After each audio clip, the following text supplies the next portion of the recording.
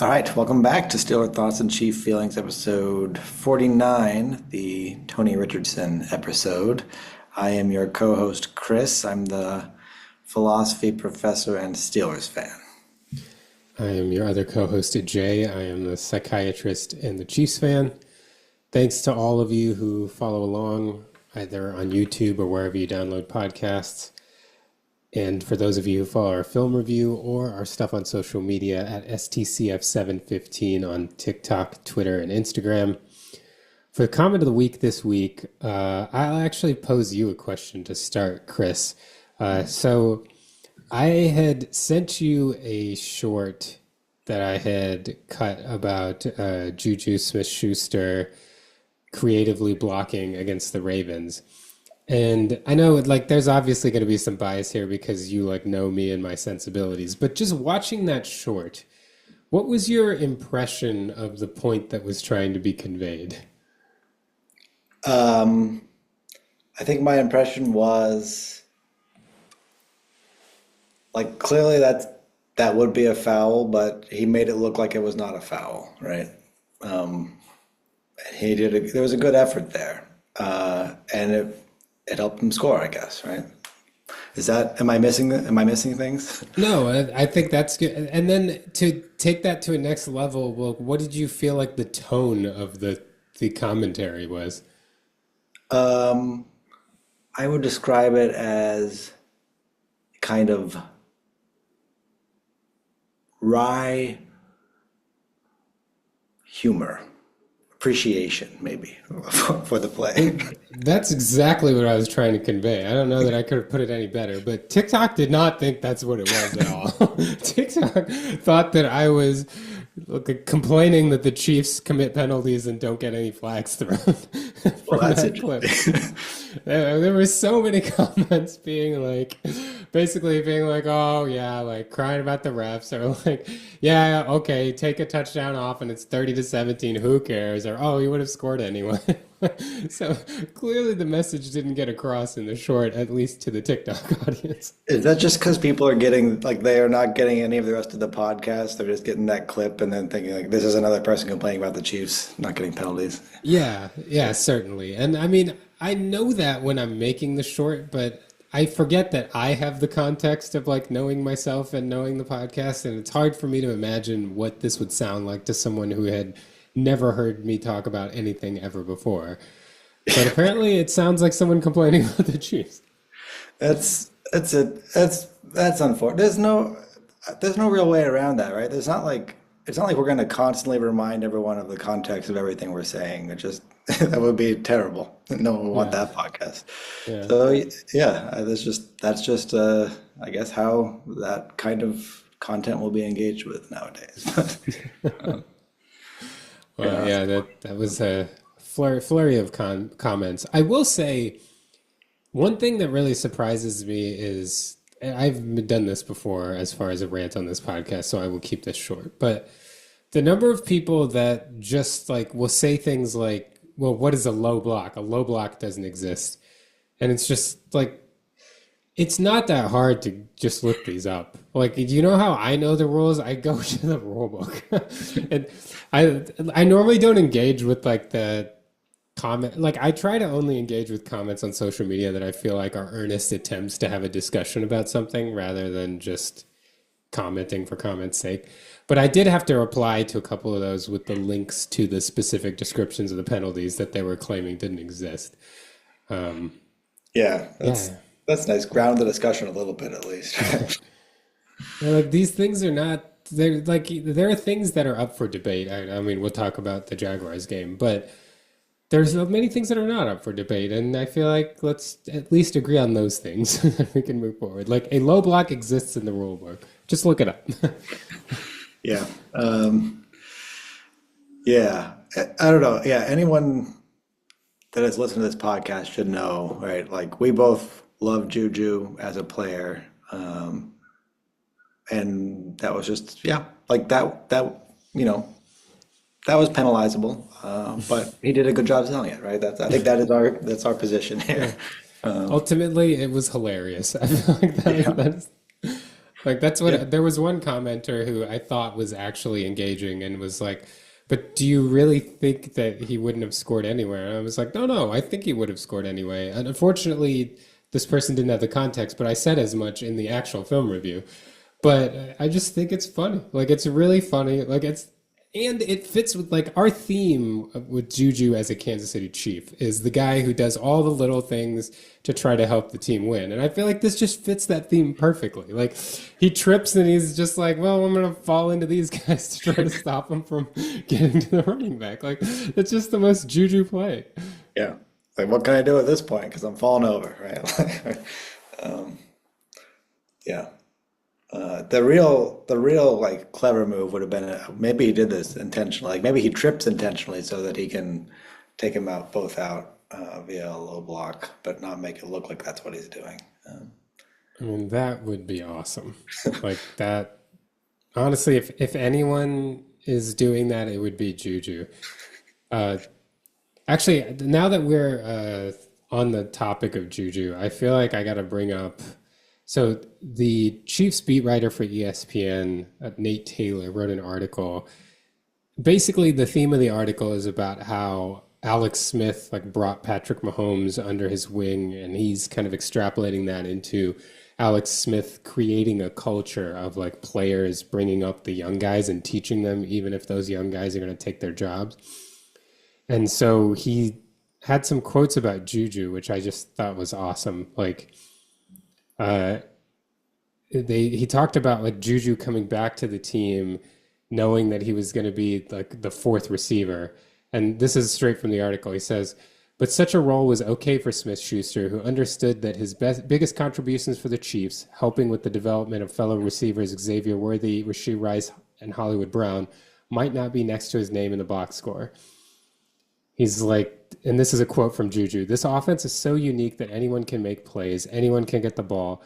Being able to know the concepts, the plays, the defensive scheme, it makes a lot of the other guys' jobs easier when you can get them open. And I just feel like that perfectly encapsulates how Juju plays on the Chiefs. Like he's just really good at getting other people in advantageous positions. Honestly, that was how he played with the Steelers too. I mean, he was a little maybe more, I don't know. I mean, he was younger then, so probably less mature, but he never seemed selfish. He never seemed like he was in it only for himself. So Oh, I yeah, got one more passage. I'm just really on the Juju train right now. But how about this? Even in training camp this year, Nagy loved watching Smith-Schuster letting rookie Jalen Royals get some of his reps with the first team offense. Nagy, who credits Smith-Schuster for quote-unquote acting like a coach, knows that Royals improving faster might result in Smith-Schuster getting fewer snaps during games. I mean, he's just the kind of guy that I just love having him in Kansas City. It's funny because I liked him in Pittsburgh. Like I wanted to get him, but I didn't realize like he's become one of my favorite players. Like I just really like having him on this team. yeah. He was one of my favorite players when he was in Pittsburgh, and I still, in terms of like league wide, he would still be up there. But and I remember like toward the end of his career or Ben's career there, Ben sort of always preferred to throw to him if he could. And he would say things too that I think encouraged a rift between like Brown and Juju. Like there was one time he threw to Brown and got picked in the end zone and said afterward, like I should have thrown to Juju like every trip down there. So like, not the most tactful, but like everyone loved him basically, except maybe Brown, who knows. Yeah. It's hard not to like the guy. Yeah. Well, should we talk about this game? I mean, I guess we have to. I mean, it was objectively a very entertaining game, but a painful one because I mean, I don't know, it felt if I were going to sort of describe the game in a sentence, it'd be like there were like it felt like maybe 5 or 6 turning points required for the Jaguars to win this game. It was like the Chiefs are going to win it, but there's a turning point. And the Chiefs are going to win it, there's a turning point. And it just like you needed a bunch of them basically for this to work out, and it somehow did work out. So I don't know. What do you what do you take away from this game? Because the offense played so well on the whole, aside from like maybe a few very crucial mistakes. But like, where do you go from here? Yeah, I mean, I think that's well said. I think that in the moment, it was such an emotional game that it was hard for me to take the step back and see that like a lot of things had to go wrong. I mean, I feel like I felt that way in the first half on the first Jaguars drive. Like we had that pass interference because Jalen Watson slipped and basically fell into Brian Thomas Jr. on a pass that was it was uncatchable like in real life, but it's also a situation where you know the refs are extremely forgiving of catchability in the NFL. So I don't mean it from an officiating standpoint. Like I completely agree with the refs calling it catchable because they call everything in that kind of vicinity catchable all the time. But it annoys as a fan because you know it wasn't actually catchable. But he slipped and fell into Brian Thomas Jr. And then the interception fiasco thing where like the ball pops right up in the air and it's just right there for Nick Bolton and inexplicably Drew Tranquil. I mean, it's not inexplicable. You know what happened. He was looking at the ball and somehow did not see Nick Bolton at all, which you'd hope that a vet would have more awareness than that. And he just runs right into Nick Bolton and prevents him from picking it off. And then Tranquil can't finish the job himself. Like There were like that three just, Chiefs there that like had a play on it though, right? yeah, Like it was, McDuffie had the initial yeah. play and he deflected it up in the air. And it's just right to Bolton, who maybe if he didn't initially bobble it, still would have brought it down, even with Tranquil running into him. But he did a little bobble and then Tranquil runs into him. And then Tranquil had bobbled it once too. I can't. Like if we catch that one, we're up 14-0 and we get the ball back and the offense was humming at that time. Oh, and then we had a couple times where our loss of contain on Lawrence was very frustrating because we had done such a good job with Lamar Jackson last week. Like, you know that this team, when they're prioritizing it, can keep the quarterback in the pocket because no one's harder to keep in the pocket than Lamar Jackson. And and especially, it's not like the Chiefs were playing coverages that were at all allowing second level defenders to look for Lawrence. So they were clearly banking on the defensive line containing Lawrence. And the repeated failures up the middle, and to me, the most consistent culprit was Jerry Tillery, just getting washed out. I think the kind of unsung heroes of this game in general were the Jaguars' offensive line. We didn't really have a free runner in the blitz after like completely confusing the Ravens protections the week before. And we also we just couldn't get a lot of pressure when we wanted, and they seemed to be able to move us around to get those running lanes for Lawrence when they needed it. And here we are just talking about one drive, and I've been talking about it for like 3 minutes. I mean, there were multiple. We're not going to be able to list all the Chiefs' mistakes in this podcast. It was crazy. Well, what if like if you had to pick like three plays to change, or your top three plays to change in this game? Like you get to change one play, but what are your top three that you could change to change the outcome? Well, I mean, number one with a bullet is the Mahomes pick six, like that. And that one was not as much of like that was, I'm very mad at the Chiefs for a lot of things. That play was a time when you honestly just have to like shake the other team's hand and be like, you got me. Like, and it's hard to say as someone who like, I root for Mahomes. I think of him as the best. Like he's going to overcome everything. They got him. Like, they got him. They showed a cover zero look. They had run a cover zero blitz in the red zone like this when they played Cincinnati earlier this year. The Bengals scored a touchdown on it. It was the same look. Mahomes thought he knew what he was seeing. The way that they were running Juju on a drag and they were running Kelsey behind him and Tyquan Thornton was going up. And the way that Travis Hunter and I don't remember the other defender double teamed Thornton, it kind of made it look like Travis Hunter was trying to scrape around Thornton and get to Juju. So it looked like it was man coverage on cover zero. If you're just looking at the receivers, in the split second Mahomes has to make that decision, it looks right. It all looks right. And why, he's not looking at the A-gaps. Like, he's not looking to see that a defensive tackle and a linebacker drop out. And And it's just like some of it is just split. Like if Mahomes holds that for half a second, Juju has run past that linebacker and he'll catch it for a touchdown, you know? It, Mhm. but they just got him. You understand why Mahomes thought what he thought. He had seen this on film already. They had a wrinkle off of it. Like sometimes the other team just does something better than you and they outsmart you. And I think that's all that was.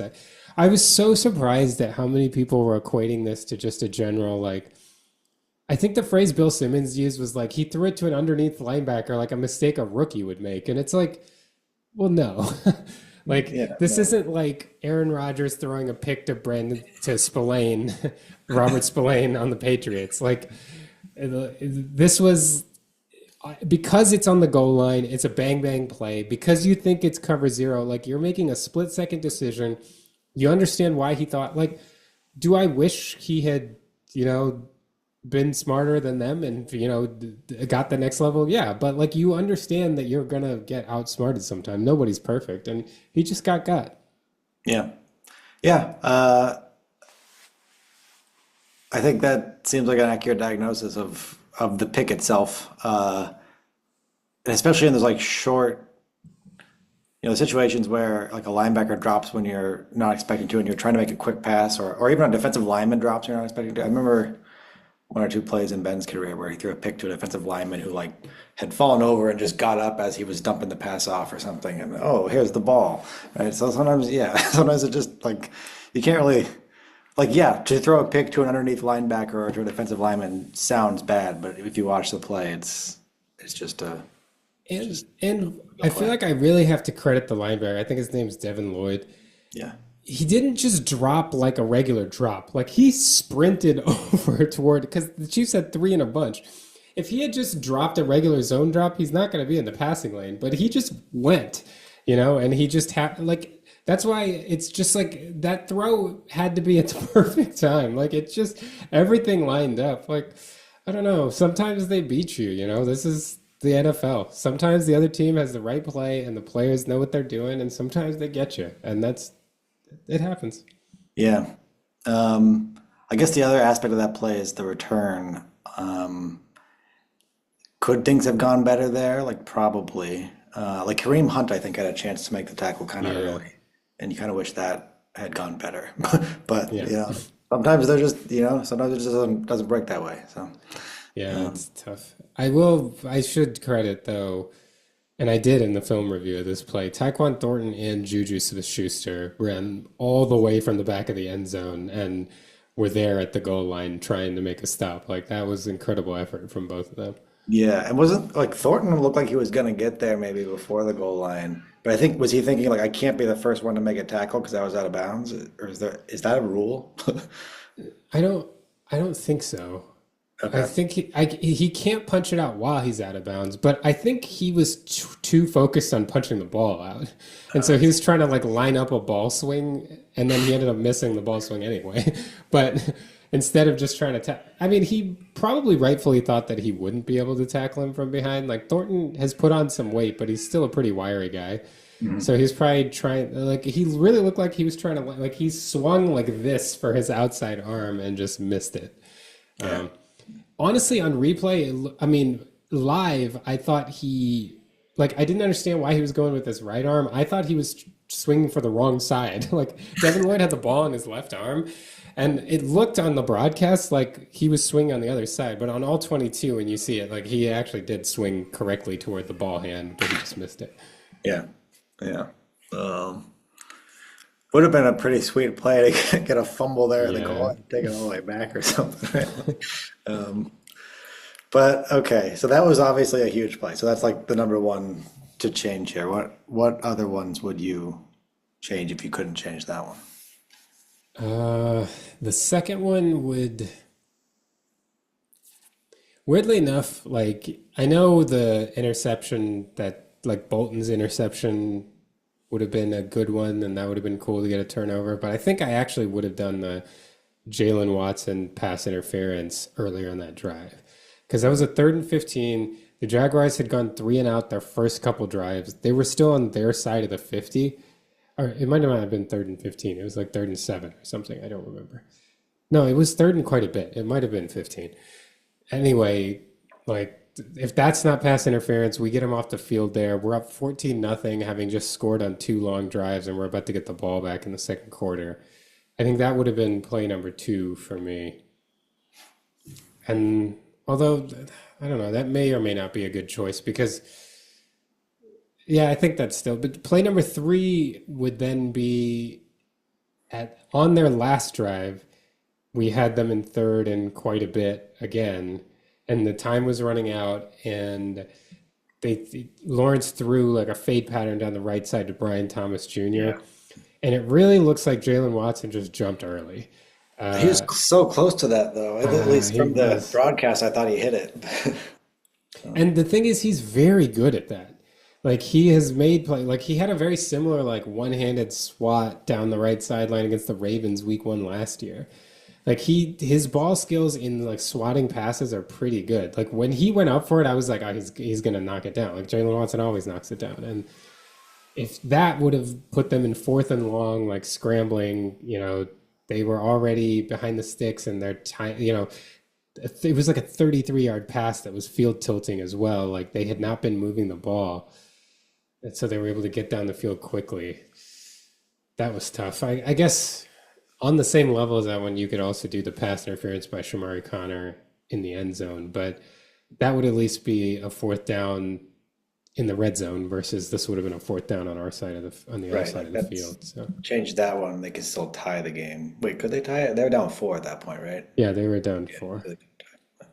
But at least like they have a shot to get in the end zone from the red zone. I mean, it's one play, but I would have rather had 4th down on the other side of the field. Yeah. It was, and there's still so many more plays. It's really bad. Yeah. Well, like to focus on some positives, maybe like Mahomes, aside from that pick, right, had a very good game, didn't he? I mean, and I think the offense as a whole had a pretty dang good game. 470 some yards. You would ideally get more point output from that many yards of offense, I guess. But pick 6 certainly hurts. But it seemed like the offensive line again was pass blocking really well, run blocking. Like Pacheco had some nice runs in there too. Like I don't see much to complain about from the offense aside from like 1 or 2 big errors. Yeah, it was in general the offense was very good. There were penalties. I mean, penalties across the board. I think we had 13 penalties in that game, which is nuts. And 2 more that Russell Yerk and the ESPN broadcast team thought should have been called, but I will complain about that in a minute.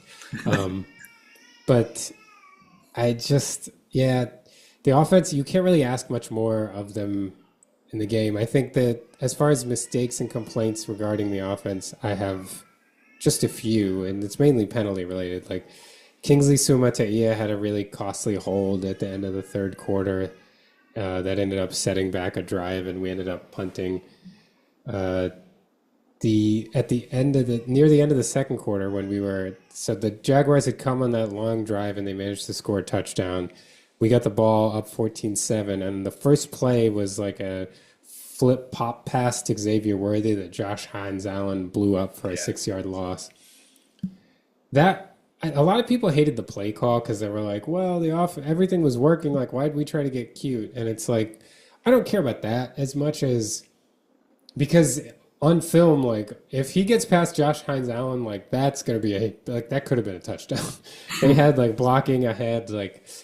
But the thing that irritated me about the play was Josh Hines-Allen is unblocked, and so the way that this play works is you have to put him in some kind of conflict. Like you cannot let him understand what the play is immediately or what happens.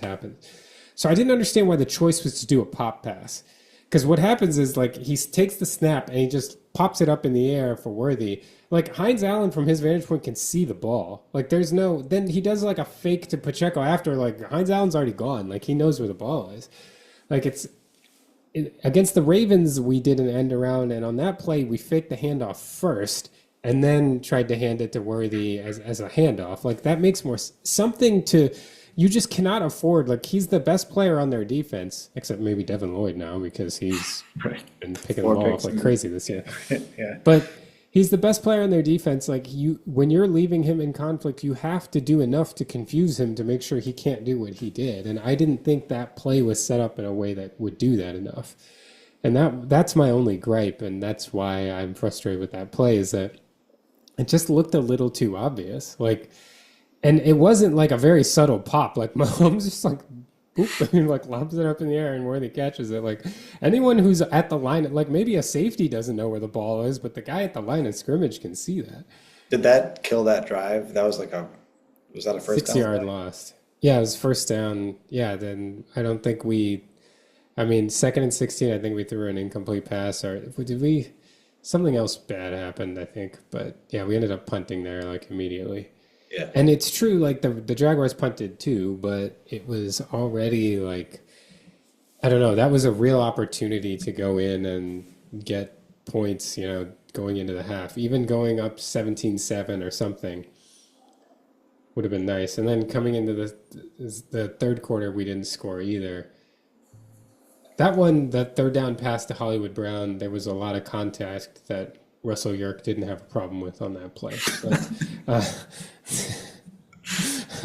I get the sense you want to talk about something that he did have a problem with. Well, there were two plays that really bugged me a lot, how the ESPN rules analyst and how just the broadcast in general handled it, but mainly the rules analyst. The first was the Chiefs' first touchdown, where Juju Smith-Schuster set a pick for Travis Kelce. And I've been over the film multiple times. If one wants to argue that it is possible that Juju is past a yard past the line of scrimmage, what Russell York was saying was that his feet were at a yard, but the contact with the shoulder happened past a yard. First of all, like, I went through all the language in the rule book, didn't see any specification about like contact versus feet versus anything. So I don't know, but the logic makes sense that, okay, if you're blocking someone past a yard, although like a lot of times they make it clear that if you block within a yard and then move past a yard, that's fine. So I don't know. Anyway, according to Russell York, it's about where the contact happens. I just don't know how, from the angles that we have, there's not a single angle that's looking right down the 1 yard line. And they didn't show us even like a pylon cam kind of. I don't know how anyone would know whether that's past a yard or not. Like I cannot tell. It's very difficult to say. And the fact that Russell York was like, oh no, like to me that's pass interference. Like it just creates a narrative that is irresponsible. Like the refs picked up the flag because what I said on my film review is like, is this what you want? That like, if we're not sure that the default is to throw a flag, like this is what every football fan claims they don't want. Like, let the players play the game.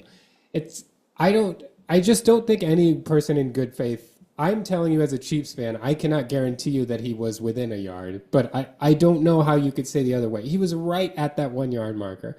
Could he have been 6 inches, a foot over? Maybe. But is that what we want? Like the referees like adjudicating things like that? I don't know.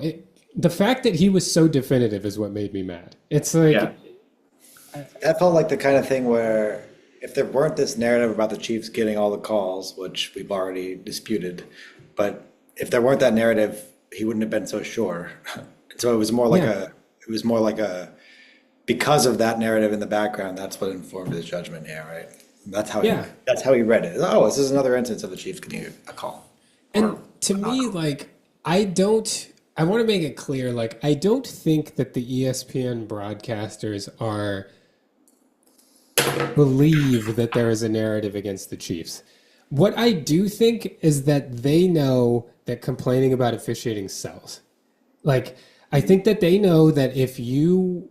And Troy Aikman does this a lot, right? And he was honestly initially getting praised for it a lot, that Troy Aikman is willing to say it how it is, because a lot of commentators just kind of go with the official's call and try to justify it on the replay, even if you can't see what they're talking about. Troy Aikman was one of the early people who was like, I think that was a bad call. And I think he got a lot of praise for it. But now I feel like he's like really steered into it in situations where it's like, it feels like you're complaining about this because you know this clip's going to go viral. And I feel like that's kind of what happened in this instance. And then the other one that was similar to me was the Trent McDuffie interception in the third quarter, where Parker Washington, the receiver, the Jaguars are running a slant flat. So they've got Parker Washington running a slant, the tight end's going the flat underneath. The Chiefs are in man coverage, and so there's tight coverage on the slant, off coverage on the flat route. Now, Kurt Warner on Twitter was like, the read there is to throw the flat, right? Because if on the slant, when you have a jam on the slant and a off coverage on the flat, what could happen with the slant is that the slant receiver runs into the flat defender because they're trying to switch places. And honestly, if you watch it on film, it kind of looks like the slant receiver's trying to set a pick. Like, he's not running through his route. He's like squaring up, widening his base. And if anyone tries to avoid the contact, it's Jaden Hicks. So to me, it's like two guys ran into each other. Neither of them is trying to make a play on the ball. Ben Baldwin on Twitter was arguing that it's possible that the contact even happened before the ball was thrown. It was within 5 yards, so that would just be legal all around. I'm not sure I buy that. It looks like it was like a hair after he threw the ball. It's bang, bang. It's very close. But in any case, again, I go to the rule book because this is what I do. Like, if you look at the rule book, it says that it's considered incidental contact when two players run into each other when either both are attempting to play the ball or neither is attempting to play the ball. In this case, neither was attempting to play the ball. I feel like a very fair assumption here. And the other thing it said is, if there is any doubt as to whether this is incidental contact, interference should not be called. It says it that clearly in the rule book. And so to me, it's like, again, it's the definitive answer that bothers me. He was like, this is a big miss. And Joe Buck was like, oh yeah, this is a huge miss. Like, and it's like, no, like, you have people like Kurt Warner on Twitter being like, I don't think I would have called that pass interference. Like, slant flat receiver and defenders run into each other all the time. Right. And again, I am okay if people say they think it's pass interference. It's the definitive part that annoys me. Like, I don't think you can say for sure. Like, if you don't know their intent, like, I don't think reading that, I don't think Jaden Hicks was trying to run into him and like impede his path to the ball. I honestly think the receiver thought that the quarterback was going to throw the flat route because that's what you should do in that situation. But those two really bothered me. Yeah, I mean, I feel like justifiably so. I wonder if Kurt Warner was sensitive to this because of the pick to James Harrison in the Super Bowl. I can't remember if that was a slant-flat combination. It was at least a slant, and I kind of think there was a flat route that, like, maybe he thinks he should have thrown instead because he threw the slant and picked it. It got picked. But anyway, yeah, when you have someone like that saying it's not clearly a penalty here, then I think, and clearly, yeah, the safer play anyway is to throw it to the flat in that case. So the flat was wide open. And Warner, to his credit, like, when somebody else was like, well, I feel like this happened, and he's like, I mean, I can see that too. Like, that's fine, but that's not what I think. And that, to me, is how this discourse happens on these plays. Like, I just don't, like, the people that claim this is the problem to me, is like, people simultaneously claim that we don't watch the game for the officials. We don't want the officials to get involved. And then, like, when a play doesn't go the way they want, they're like, well, you got to throw flags. Like, I don't know. To me, it's like, we know that a lot of these plays are officiated differently by different crews and differently at different times. But I think everyone generally agrees, unless it's like the Chiefs or like the Tom Brady Patriots or something, that if we're not sure, like, maybe we would prefer it if officials don't throw the flag rather than try to throw a flag in a situation where it might not be a penalty. I don't know. I just don't know how anyone who's being intellectually honest can be confident about either of those plays. I feel like they're both really tight, and I think most good faith football fans want to see tight plays let go. Yeah. I think that's right. I mean, it was certainly fun for me to see the play happen, right? I guess I'm a little bit biased toward the Chiefs, but it made the game more entertaining, right? Like, that was a big turning point. And that was one that was actually in favor of the Chiefs. There were, like, to be fair, there were some big turning points for the Chiefs in this game. It's just that felt like the crucial ones went the other way. I mean, like the goal line fumble, like that was an Yeah. awesome play too. I actually didn't see it happen because they got down that real close. I was like, okay, they're gonna score now. And I left the room and I came back and the Chiefs had the ball like on their 20 or something. I was like, what is going on? Um, but uh, but Yeah, yeah, there were those two huge. I mean, the goal line fumble was huge. The pick by McDuffie was huge. The Chiefs had two very big swings go in their favor.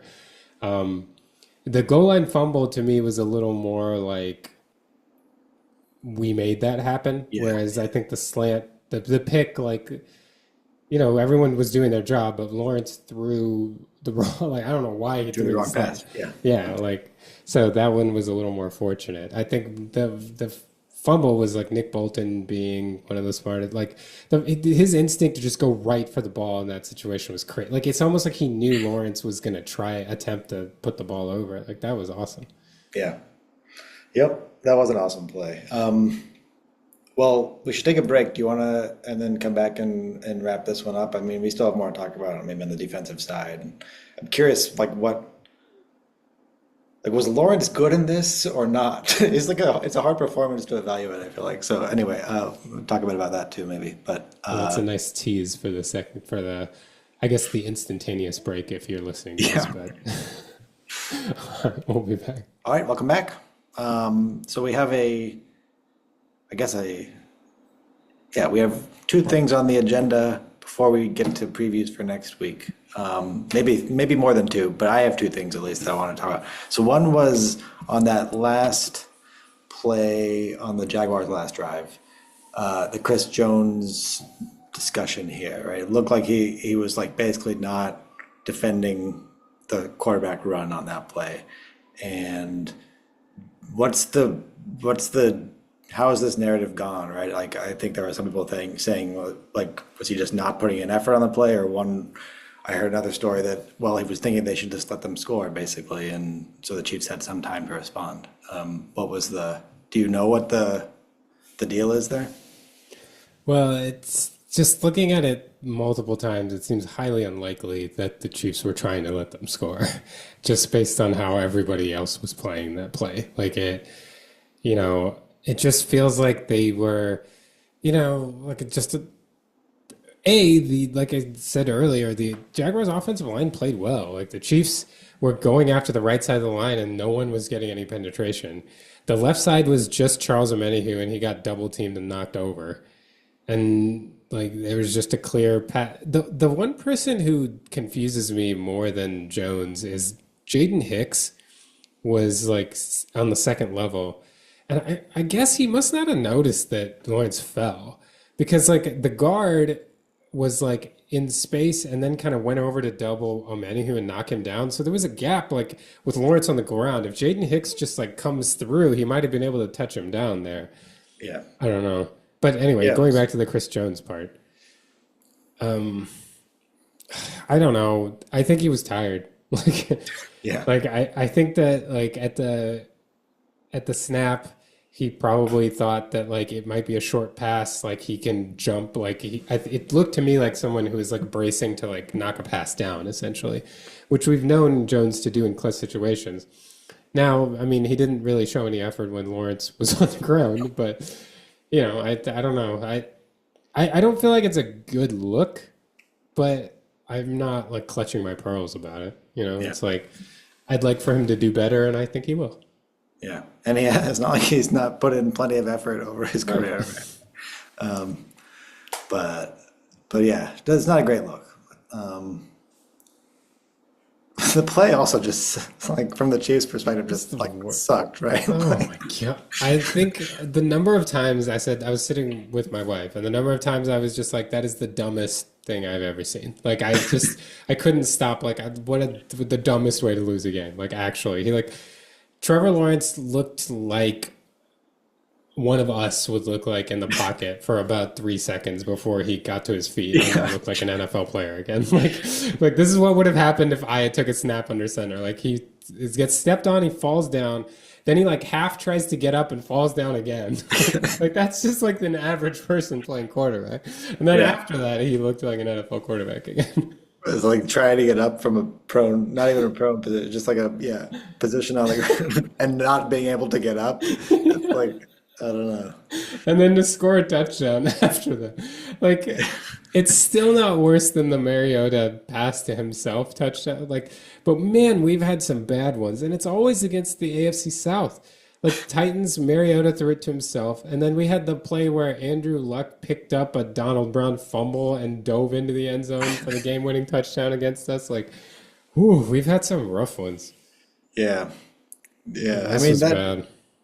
that that whole drive kind of was. There was a play earlier when they were in the red zone on that drive that really could have been picked, where he threw like Lawrence threw late, kind of toward the left, maybe the leftish middle, and I don't remember who was on the receiving end and who was on the defending end, but it was like it was not a good pass.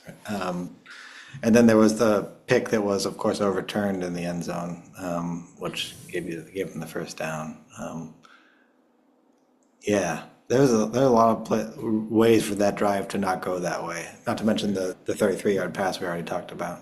Um, I mean, I guess that segues into the other question I had here, which is like, was Lawrence good in this or not? I think I don't know that what to think. I think Lawrence was good with his legs. And that's why I'm so annoyed about not containing him is that if he had to throw his way into this game, I don't think he would have done it. I think that he was given the opportunity to make way easier plays for him, namely scrambles. And he's not a guy that you have to like it's one thing when it's like Josh Allen. Like you have to cover everyone so much and worry so much about his arm that eventually you get caught by his legs. Trevor Lawrence isn't that good of a passer. Like I'd rather you like run a coverage where you have one less guy in coverage and you just make sure he doesn't run. It's Trevor Yeah. Lawrence. Like like I would rather just pull the guy to spy. Like it's fine. He did not. He made that throw to Brian Thomas Jr. that Jalen Watson missed time to jump. That was a great throw. Yeah, it was Like he nice. made a couple really good throws, and then The like next one too, right? There was like a 13-yarder to the other side that was a real nice. I mean, yeah. it wasn't like it was good timing and good accuracy. And it wasn't like a deep shot that required that though. I mean, it was a good throw. Yeah. It wasn't like a franchise QB throw necessarily, but it was a good throw. And I think that's the thing is like make Trevor Lawrence make 8 good throws in a drive. You'll be fine. And that's what we weren't able to do on some of those crucial drives. I think that's why the lack of contain bothered me so much is it gave him an easy button to move the ball in a way he was way more comfortable doing. And it built some confidence that like helped snowball into the rest of the game because he was completely like we were handling him before that drive. Honestly, one thing I will say that I think Troy Aikman brought up that I agree with is I think that he did have a little bit of something extra after that fumble on the goal line. I think that he started using his legs more. He started going like it was almost like he kind of took that one personally and was trying to atone for that with his play. And I think he definitely seemed to have a different level of intensity after that play. Yeah, so intense that he let the play clock expire while trying Dude, to that draw was the so long funny. time. I so my wife was asking me about this because they were going really late into the play clock a lot like this. My read on it is I think that this was a way for them to combat the Chiefs blitzes. That they were trying to hold out to see like because the Chiefs have gotten so good at disguising their blitzes and confusing protections. I think they were trying to make them hold their position to see if they would give any tell. Like at some point you have to get in position before the snap. And I think a couple times he just took it too far and had no idea what the play clock was. Yeah, yeah. There were some errors he made on that last drive there that I was like, you did not deserve to to score the way you shot that drive. But Yeah, yeah. God, Anyway, that's a well, okay. So what do you like? Where do you go from here as the Chiefs? You have to play the Lions next week on Sunday Night Football, which is not an easy game. It's in Kansas City, right? yeah. That's good. Um, But this is like a game that they definitely should have won, right? I mean, they played better over, like easily they were the better team. They just made the sort of timely, crucial mistakes, and the Jaguars got lucky in various respects, and this one broke the wrong way. But it's not a good time to have a game break the wrong way for the Chiefs, right? No. Yeah, I mean, we have games like this every year. The thing is, we're not 2-2 when it happens. That's the problem this year. And I mean, we kind of already had that game with the Eagles, where we really came out of that feeling like we gave that one away at times. You know, so two things. Like, this was an incredibly frustrating game, but I don't think we learned anything from this game as far as like, I'm not disheartened by anything. My prognosis for the Chiefs is exactly the same as it was before this game. We know they have times where they do stupid things. We know that they've shown a history of cleaning that up. The only thing to me that is possibly like a cause for worry is, are they going to figure out a four-man pass rush that could get some pressure? I think that has been a through. I mean, it looked a little better against the Ravens. I think their destiny as a pass rushing team is a collapse the pocket pass rushing team. And I want them to just kind of lean into that and make that their overall strategy. I will just as a quick aside, I think the positives too that we pick up from this game are more interesting to me prognostically than the negatives. Tyquan Thornton had a really good game. He has shown the ability to get deep. He had that one where he tracked a ball really well, where Mahomes got absolutely clobbered, which if Kareem Hunt picks up the right guy in blitz pickup, then that's a touchdown. Instead, he picks up the outside guy and lets the guy with the shortest path to the quarterback through. Mahomes gets nailed and honestly does a great job of getting as much as he did on the ball. So Thornton could, but again, Thornton can track that ball, which I've brought this name up multiple times and I'm so sorry, McCole, but McCole Hardman could not. And like, that's what makes the difference in these deep shots, It's going to come across as like, well, Mahomes completed the deep pass. And it's like, yeah, because his receiver was able to go get a ball that fell way short because he got nailed. Mm-hmm. The other person, this was Hollywood Brown's best game as a Chief to me. Like, he looked so much more spry. He was making people miss, which I have not seen in a Chiefs uniform. His toe tap on the sideline and that last touchdown grab was great. The drive before the pick, the series, the set of downs before the pick six, he converted the third down where he caught the ball in the middle of the field and got absolutely nailed and he hung on to it. Now, I kind of wish he dropped it so that we would have kicked a field goal there instead of throwing a pick six. But I was telling my wife at the time, I was like, that kind of stuff is the difference between a touchdown and a field goal. Like somebody making that play, and then, of course, we throw a pick six. But well, a touchdown. Yeah. Hollywood, yeah, that's true. Hollywood had a good game. So I think the good things are good. Like the offense looks good. We're going to be fine. I think we'll clean things up. The thing that showed itself in this game that could bite us is the pass rush, the four-man pass rush. Why did it look better against the Giants and Ravens? Can we get back to that? Mm-hmm. Yeah. Yeah, I mean, you said you didn't learn much from this game. Like one thing I think you could say that you learned here is like the offensive performance from last week was not a fluke, right? Like this offense is taken off with Worthy back in there, it seems. And Mahomes is still like, we have to mention that play where he's like almost sacked and then he's on like his knees are almost on the ground, but he stays up and then scrambles for a first down. I think it was a third down play, wasn't it? I think so. Yeah, I think so. It might have been second down, but I think it was third. Yeah. Yeah, he's something.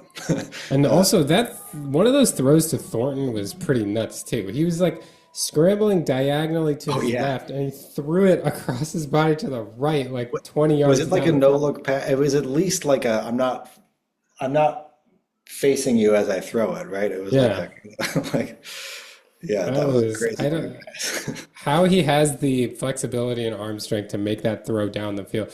Because if he positions his body, I think he puts that farther out toward the sideline, and Thornton could have got more yardage. But just the fact that he was able to throw, I mean, it's nuts. It's sad to me that people have just gotten like accustomed to the things that Mahomes does, because he really is so much fun to watch. Yeah. Yeah, I mean, if you run that play in Madden and you think, oh, that that's a glitch. Like no one makes that throw from that position, but Mahomes does in real life. So Yeah. And I yeah, mean, even like Madden won't let you do that anymore. That was like Madden yeah, 2002. You would have been able to do that. Like in 2025, Madden's like, nah. yeah.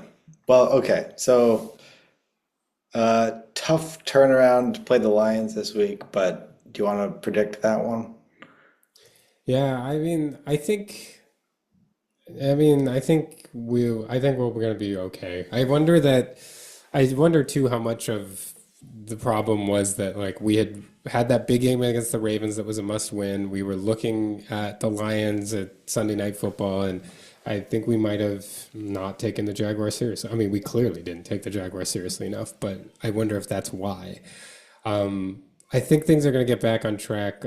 I'm I don't know. I'm not as scared of the Lions. I don't know that they've had a game that's like really they have beaten down bad teams, and historically the Chiefs will come up against these teams that beat down bad teams and beat them, you know. And I think that it's going to be a really hard game. I think Dan Campbell is very hard to play. I still remember that game 2 years ago, the season opener that we lost again with a pick six at crucial mistakes. That was a Kadarius Toney drop leading to a pick six. But I think my prediction's 30-27. I think it'll be really hard fought and it'll be high scoring and we'll just have enough to win it at the end. Yeah, I was gonna give a very similar narrative and a very similar. I was gonna go 31-27. I guess I'll stick with that. But I think we're thinking of this. I think it should be a fun game from an objective point of view. It'll be stressful probably for both teams, but I do think the Chiefs come out with a win there. We'll see, but it should be like it could it'll be fun. I think seeing their offense, in a game like this when they're clicking this well, that there should be some points here. Um, the Steelers play the Browns next week. We should predict that one too. Um, with less certainty. Well, I don't have a lot of certainty about the Chiefs Lions game, but I think we're gonna struggle here. I'm not that I like it, but I think Cleveland has played us tough recently in recent years. Well, I mean not exceptionlessly, but frequently. And I expect, yeah, I expect it'll be like kind of low scoring and not fun. I hope not, but I think maybe like do we win it? Yeah, maybe we win it like 16-13 or something stupid. Like it's not going to be a fun game to watch in my opinion. Maybe hopefully I'm wrong. Yeah, I had 17-14. So I'm kind of foreseeing the same thing. I mean, I do think that so far the quick passing game has been good, and Jim Schwartz is kind of based on pressure. So that should work well. Like Rodgers being able to just understand where he's going to go. Hopefully Arthur Smith's offense is winning enough that somebody gets open. Uh, yeah, I think that it's not going to be fun, but I think that you'll kind of run circles around Dylan Gabriel in the offense. I'm not really that worried about them. You've even had the opportunity to see them once against the Vikings. So uh, it's not like Dylan Gabriel's coming in new. I don't know. I can't see the Steelers losing this game. The Browns, for as awesome as that defense is, it's just not a good enough offense to support it. Yeah, I hope you're right, and we'll see. I mean, having just one game of tape on Gabriel is like a little concerning, but I do think it sounds like we should expect more sort of heavy packages with Darnell Washington in there blocking. So it did seem like having him in there really gave our running game a boost against the Vikings. And if we can run it effectively here, that'll also neutralize their pass rush. So yeah, I mean, I wouldn't be surprised if we lost it, but I think it'll be a grind it out, not that fun win. and I will be able to watch the game. I'm getting a lot of Steelers games in my market recently. This has been great. So I hope we can give you some more entertaining games then. I guess the Vikings game was fairly entertaining. yeah, I had a good time. All right. Anything else that from this week that we should talk about? I don't know how. I mean, We Baltimore can. is just like I don't know. Yeah, that's a really tough. I feel bad for Baltimore. I mean, if this were happening with Lamar Jackson still healthy, I'd feel a lot less bad. But that's tough. I think I'll just complain to lament about how close this weekend was to being like awesome for the Chiefs in the AFC West. Like the Broncos almost lost, the Chiefs almost won, the Chargers did lose. Like this could have been just like a banner weekend for the Chiefs, and instead now the Broncos get the Jets, the Chargers get the Dolphins, and we play the Lions. So that's unfortunate. They really could have gone very well, and it seems like it went very, very unwell. Yeah. Things went well for the Steelers in their bye week here. Every other AFC North team lost, and the Ravens got destroyed. So It's hard to see anything other than the Steelers running away with this division unless Lamar Jackson comes back firing in a couple weeks because the Bengals, I mean, I don't know what Joe Burrow's timeline is, but Jake Browning, that to me has been a real, like a storyline that's not like an A block storyline, but a very interesting one. Jake Browning had somehow managed to win at a similar clip to Joe Burrow before this season. You know, not like exactly the same, but like, you know, Burrow and his squad went whatever last year, and I think Browning was like 9-8. He got the team to like 9-8 the year before. Like he seemed like a very good backup that like they were able to re-engineer the offense to be like enough that he could win game. And this year, like the bottom has fallen out. I don't even know. Like they've been down did you like hear that they just 25 plus or something. did you hear they traded for Flacco or they're getting Flacco from the Browns? No. Yeah. Very interdivision Oh my God. Is he trade gonna there. I don't play? know. Yeah, I think he's going to start against the Packers this week. Oh, that's gonna be so much fun. Flacco will have played for every AFC North team but the Steelers, so we're going to have to get him on the Steelers at some point, right? Dude, I love this. I love like this will be fun. Like Flacco will just air it out to Chase and Yeah, Higgins. he might actually like. I'm kind of worried. Yeah. Like the Bengals could. I think Burrow is basically done for the year. Like maybe he can come back in December. That's my understanding. But Whoa. but Flacco on the like he could give them a shot because they have the receivers. I mean, this is suddenly the Bengals might become the most entertaining offense because you don't know what you're going to get. Like, it'll be a crazy pick or it'll be like a bomb and T. Higgins will go up over two guys and get it. Oh, I like this. Like, just from a pure entertainment standpoint, this is exactly what you want. Maybe I'm going to watch this Bengals Packers game now. Yeah, I mean it should be a fun like to see Flacco with those receivers could be a good Oh, time. that's exciting. Yeah, I don't know. I'm not confident we're running away with this division. I still think we are sort of a house of cards at this point until we can settle on a good formula here. When we'll see if we can. But like the But at Ravens least have the you're a talent. house. I guess that's right. I mean, would you say like the Ravens aren't even a house at this point? They're Not just right now. No. ruins. Yeah. Yeah, everything else is like ruins. The Steelers are the only house, so even being made of cards, it's fine. Yeah.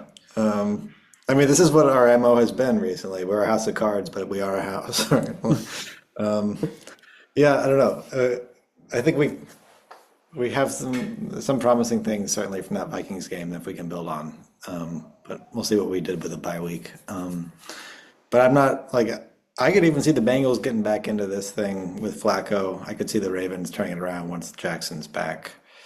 But yeah, it has shaped up well so far.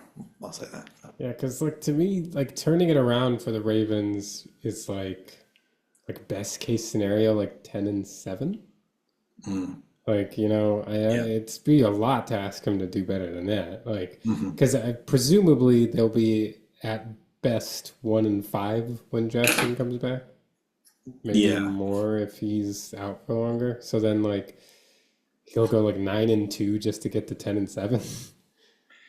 Who do they play They're this playing week? the Rams this week. Okay, yeah, that's gonna be Hard, tough.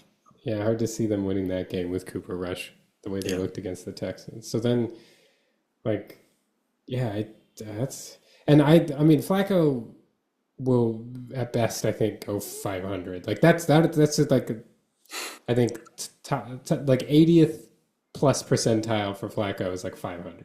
It's just gonna make our games against them more annoying, right? It'll be more stressful because, like, at any point they could hit a deep shot. uh, like, we won't be able to be comfortable at any point. But I mean, Russell Wilson was able to tear up that defense last year. Maybe Rodgers will have like a I don't know. vintage performance. Yeah, put up 40 something against him. Yeah, that was quite an offensive day. Um, yeah, well, we'll see. Okay.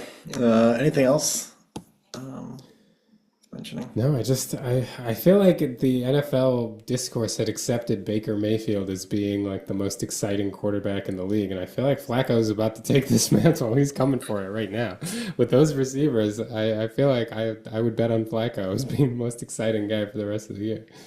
It is strange that that's where we are, Baker Mayfield and Flacco being the most exciting quarterbacks in 2025. Is it? Yeah, I lose track of what year it is. Um, but I mean, I think Mahomes and the Chiefs offense is going to be very exciting going forward here. So, I just hope so. This will be quite a test, but I don't know. I'm not really deterred by that game. Like you go out, you sleepwalk through a game, you make a bunch of dumb errors, and you lose. Like okay, we've and you seen put this up before. 470 yards. I mean, Yeah, like, yeah. I mean, I think part of the thing is just the immediacy of it. Like we've won the Super Bowl when we've had terrible losses like this during the season. It's okay. yeah. All right. Well, as this very loud siren goes right by my house, I guess we will That's our sign off. cue. Yeah. All right. Thanks to everybody for watching and following along, and until next time.